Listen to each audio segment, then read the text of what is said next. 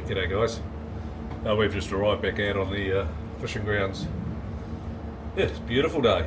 So we're out at what's called the Timor Box. So we're right on the border of Australia and Timor, or Indonesia. So we're out on this little area. I think it's 280 square miles, the area we can fish. So we just arrived out here and shot the gear away. And yeah, beautiful day. So yeah, looking forward to seeing what we get. So new crew this week, our new crew. So yeah, we've got a great bunch of guys. A couple of guys experienced, and I'm learning off them already. Yeah, just a couple of things that they changed straight away.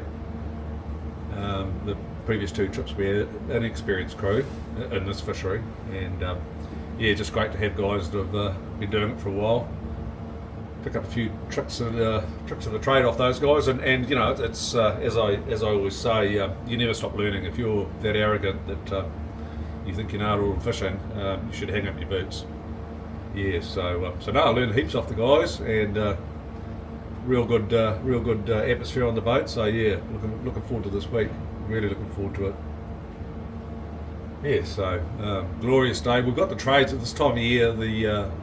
The monsoons are finished, or what they call the wet up here, and we're into the dry period, and we get the monsoons. So, well, the trade winds, should I say? Sorry. And so about 8-9 o'clock every morning, the wind picks up to sort of 15-20 knots, and we get the short, because it's quite strong currents here. We get the short vertical chop that comes with it, and later in the afternoon it drops out again. But the next couple of days we forecast sort of 10 knots. So yeah.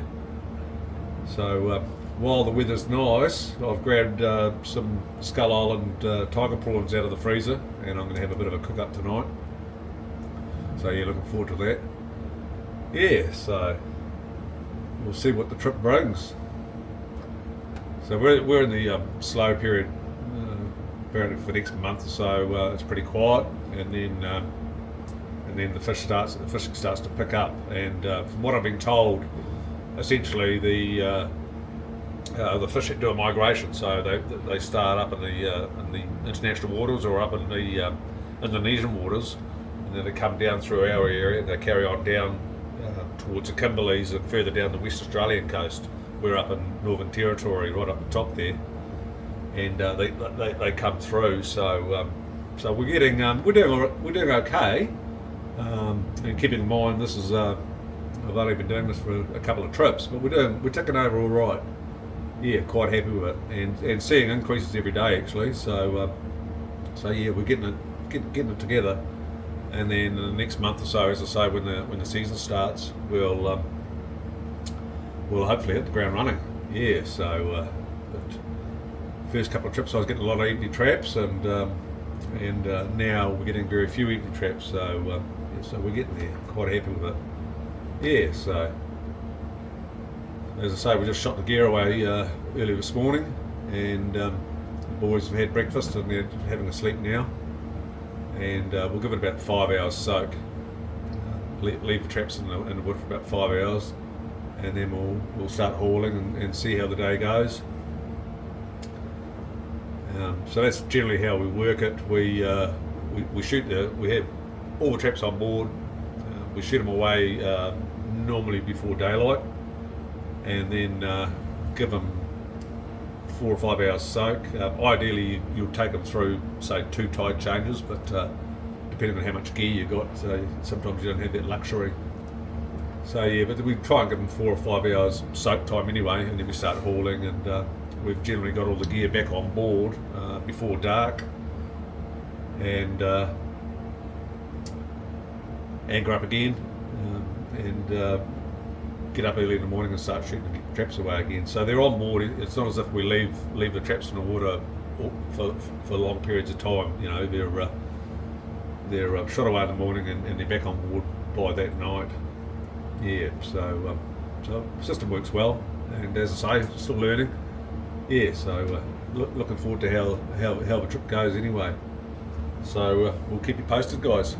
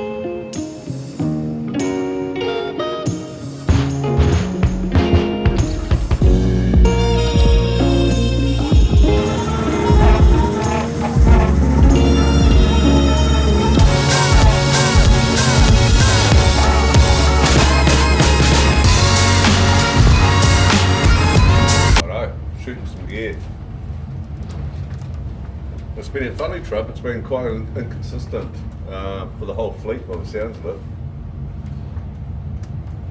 So I've moved quite a few times and moved again last night. So I've been working on flat ground and I'll come back into the canyons, going to work around the edges and see what happens. So yeah, just inconsistent. You'll get a good string. So I'm splitting them up into 2 or 3 strings of traps.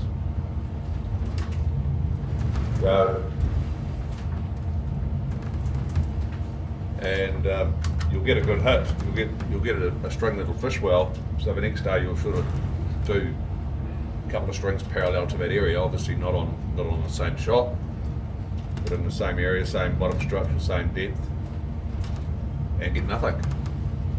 So you're just inconsistent. But this month and next month I think are fairly slow from what I'm being told. It's a slow part of the year. And then we get the flush of fish coming down through from Indonesia, from what I gather, comes through our area and then carries on down towards the Kimberleys. Although Jimmy Redfish has just been on fire, and good on him. Yeah, fantastic fishing down there, but different area to us. So yeah, I'm looking forward to catching up with Jimmy actually, going out for dinner. But yeah, it's been very patchy. That's all part of it. And the good thing is, yeah, it's this is a slow part of a year, and I've just got up here, so I've got my training wheels on, and you know, learning the trade, so to speak. So iron out all the bugs now, and by the time the fish get here, hopefully I'm dialed in. It sounds like I'm competitive. It sounds like my catch per unit effort, as in essentially how many kilos per trap I'm catching, is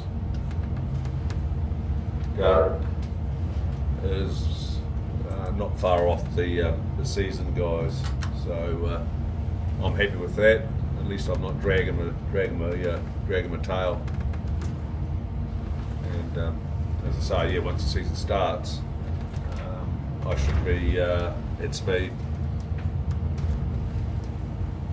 So I'm just weaving around the edge now, and these time zero, the new charts for time zero are just absolutely phenomenal. I can't speak more highly enough of them. Certainly helping me anyway, you know, as a newcomer to this to these grounds. Yeah, phenomenal.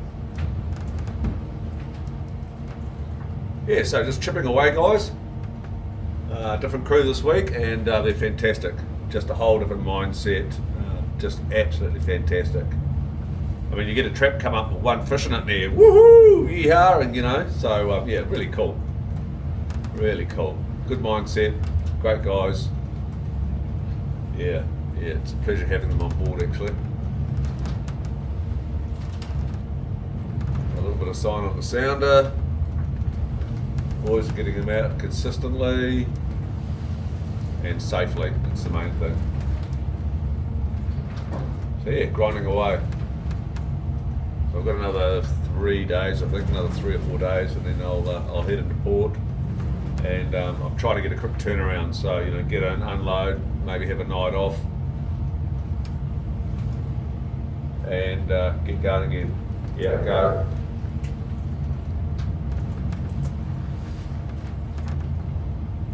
Yeah, the key for me is these quick turnarounds. I don't like being on shore. You know, I'm from New Zealand. I'm over here to work, so I want to work. And the company are great with that. They're really onto it. So yeah, it's an absolute pleasure working with Offshore. Yeah, so another hour or so and it'll be daylight. So trying to get all the traps in the water before we change the light in the morning. And my thinking around that, it's you know, the same in New Zealand, same with all demersal species. Is, your change of light's normally your best bite time, and essentially the reason for that is you've got twice the traffic you've got the nighttime fish looking for dinner, and you've got the daytime fish looking for breakfast. So you generally get twice the traffic during the change of lights. And it's always been like that, the last 40 years. Everybody knows me for my tuna, but essentially most of my experience has been in bottom long line fishing for demersal species, mainly out deep, sort of 500 metres. But the feeding patterns are the same. If I'm doing blue nose in 500 metres in New Zealand, or ling in 500 metres in New Zealand,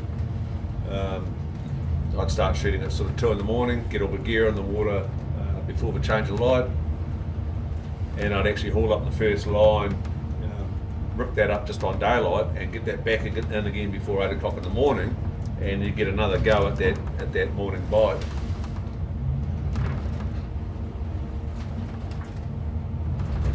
So yeah, it's always been crucial for me, and I know it doesn't suit everyone's lifestyles these days, for the recreational guys.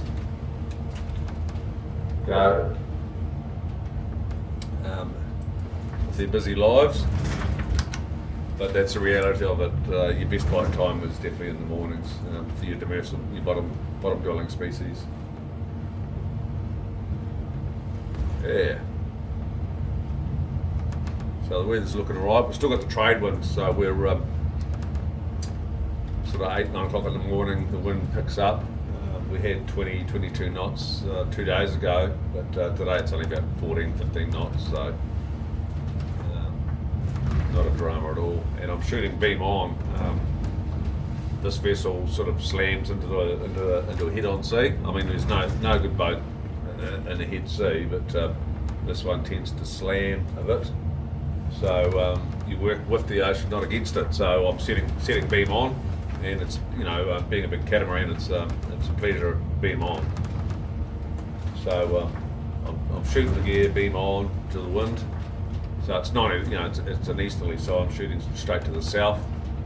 So I'm beam on, and it means when you pick up your trap, you can spin around and head south again and put the hammer down. You're not punching into the swell to get to the next trap.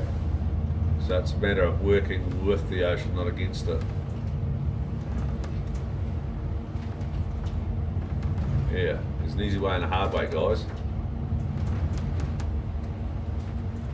And it's the same. I'm going to start my trips if these trade winds are going to be prevailing and stick around.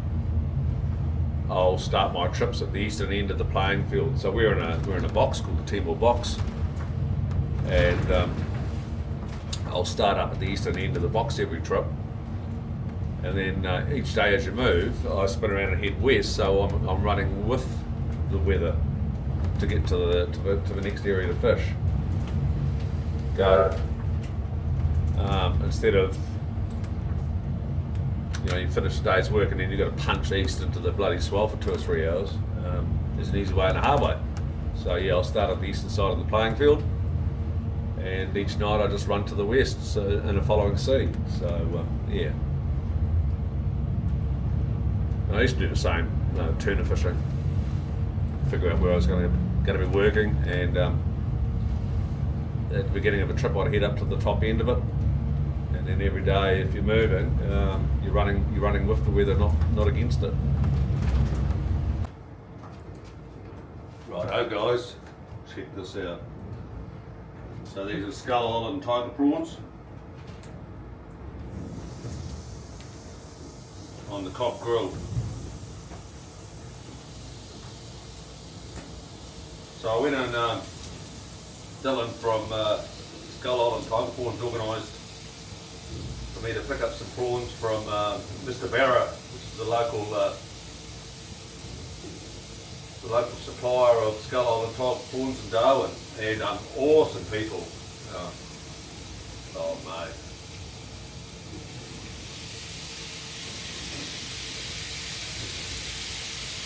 I'm gonna make a mess, but so yeah, went in there, and the awesome lady at Mr. Barra, she gave me these recipes from the prawn.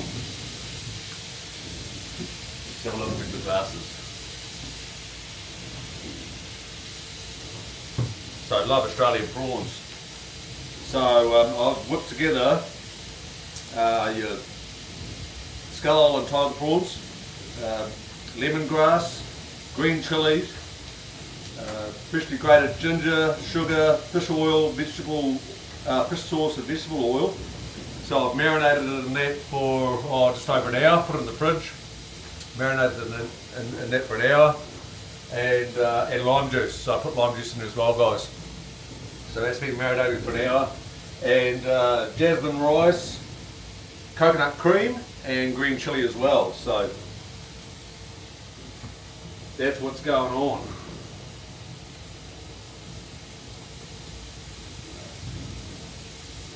Yeah, so bit of a treat for the boys, and just awesome on the cob grill, just perfect for it.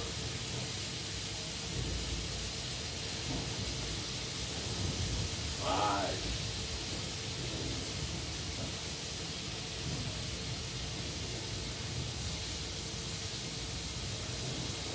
Yeah, so I'm actually keen to try this. I've never tried the rice with coconut cream, which I really love too. Yeah, love coconut cream, so.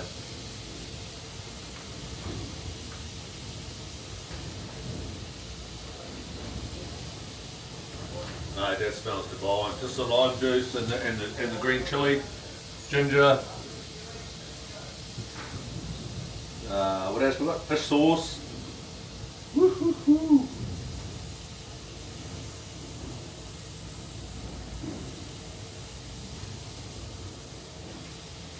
And the beauty with Skull Island prawns is they are sustainably harvested. And they're bloody huge. They're huge. Yeah, so. It's been a long day for the boys, we've done very well. I mean, we're still on the anchor by 6 o'clock at night. Bit of wind coming tomorrow, 20 knots, but it's it's basically the trade wind, so it picks up in the morning, 8 o'clock in the morning, and drops out in the afternoon, so.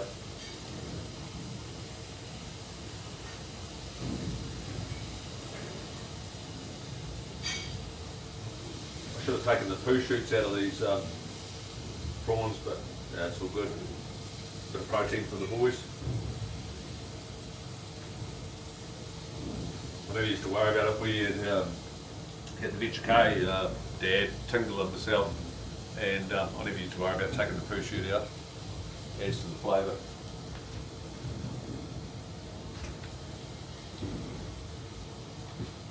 The smell is just unbelievable. So yeah, marinate it for an hour, just the lime juice, and the guys at Mr. Barrow were just awesome. Yeah, really tuned me in on the whole recipe, so I must go and catch up with them actually. Had a huge selection there. They even had green shell mussels from New Zealand. So yeah, I'm going to go to Mr. Barrow again, and it's right down by the duck pond there. Going again, and so I wouldn't mind doing a paella on the cob grill. So I'll go and they had everything there, everything. So yeah, I'll go and get all the ingredients and make a paella. Can't wait to do that. And that's the beauty of the cob grill. You've got all the bits and pieces, you know. So you can do bloody anything.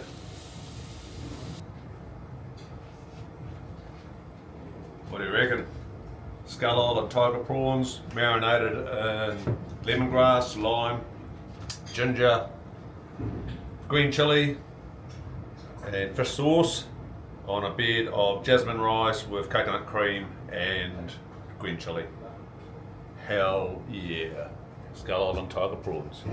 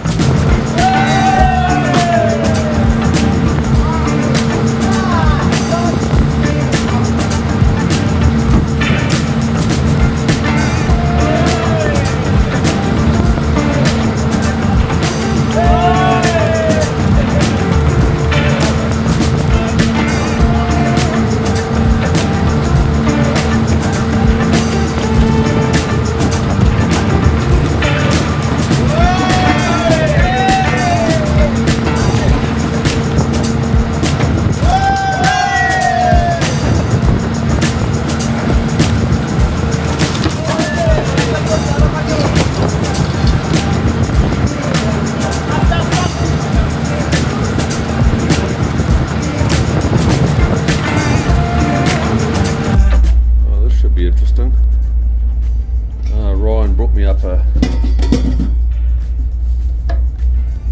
tomato cod, which I've never heard of. Apparently they're beautiful eating. So, and he brought it up all prepped, ready to rock and roll. He used to just chuck it on the cob grill.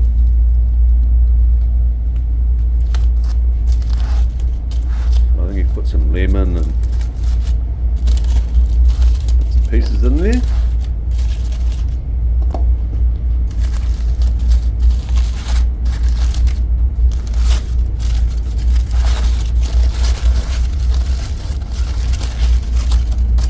Wrapped it good enough.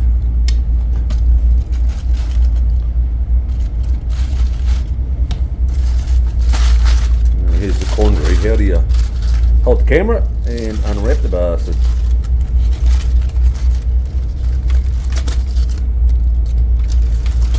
Smells good anyway. Bloody hell, Ryan. Oh yeah.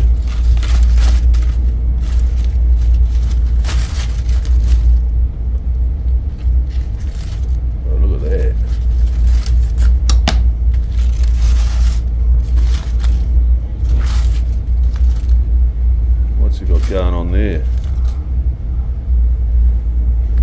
Right, chili. Yeah, I can see chili. Chili, lemon, red onion.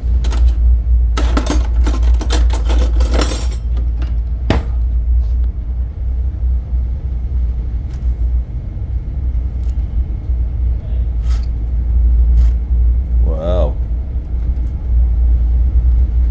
That's the beauty of the cob grill, you just chuck the bugger on the, I can see a shitload of bones.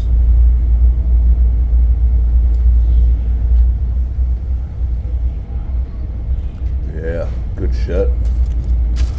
Alright, that's a snack. Tomato cod. There's a big old fella in there. Let me have a look.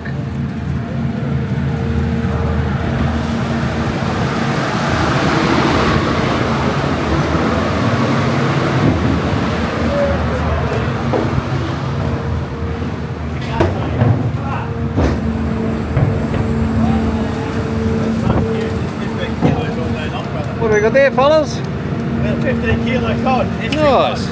I think he's got a gold band in his stomach. Look how fat it is. Just to eat one of these as a snack.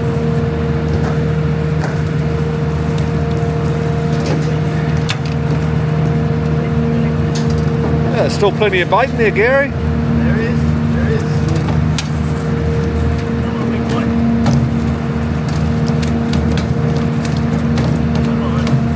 Come on, big boy. Put your hand in his gills, mate. Yeah. There's a little hand, it's like a handle, that's it. Yeah, that's what I'm going for. That's too hard. Hold it up, buddy. Strike a pose. Nice. Very similar to the New Zealand harpooker, you know, groper species. So what's that one called? Gold spot estuary cod. Gold spot cod. Estuary cod. Well, there you go. And there's bloody 100 of the different Good eating. varieties. Oh yeah. Nice. Got a few gold band as a consolation. There's a bonus. Alrighty.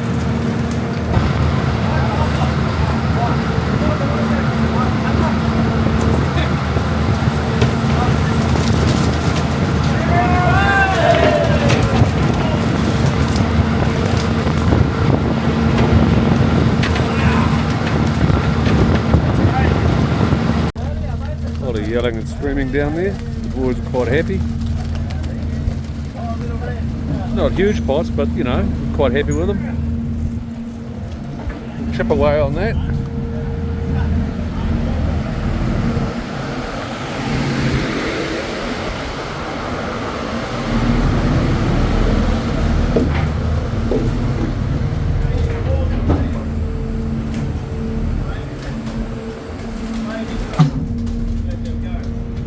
There's tiny ones, there's 4. I'll try and let them go without the sharks, eh?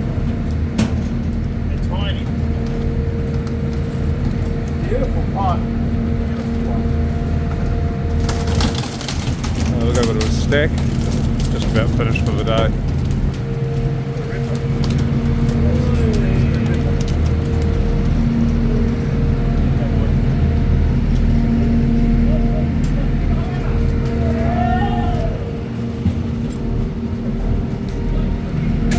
They're a noisy lot, but I'm not going to tell them to stop yahooing. It's good for the morale, so